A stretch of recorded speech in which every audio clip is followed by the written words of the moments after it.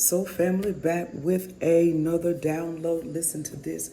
As we are healing and as we are evolving and learning how to relate well and love well, we're going to need to fine tune communication skills. Fine tune your communication skills.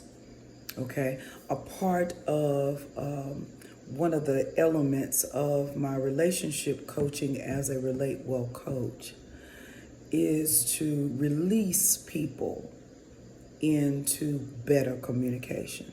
And what I mean by release them into it is because if we really think about it, communicating well requires healing. It does. Otherwise, you will be reacting to everything that you are triggered by, as opposed to thinking before you speak and giving an intelligent response. Okay? So what we have learned to do is we've learned to have very childlike reactions. You know, for instance, a child that is being bullied when they are younger, or a child that had their voice taken when they were younger. They could do a number of things in response to what is happening to them, all right? But thinking intelligently usually is not one of them. Usually they're going to react. They're going to fight back, or they're going to pull back, all right? Or shrink in.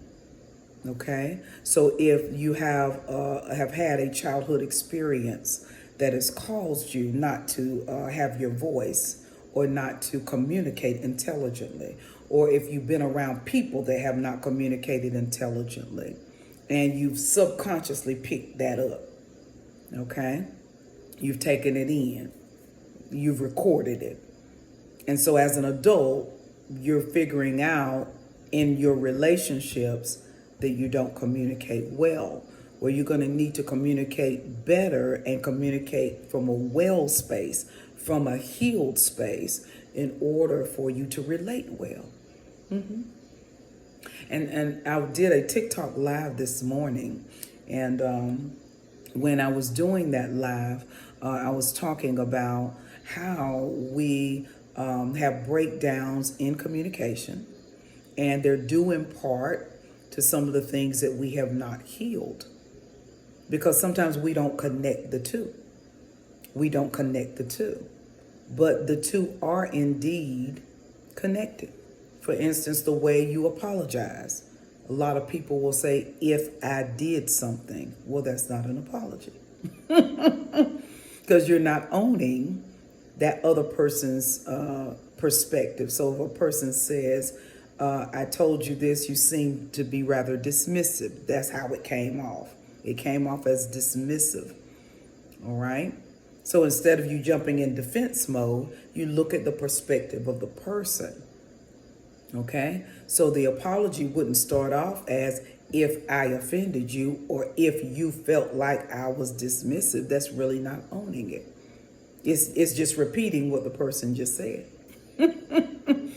When you love people, I mean, you really love them, and it isn't your desire to make them feel like they were dismissed.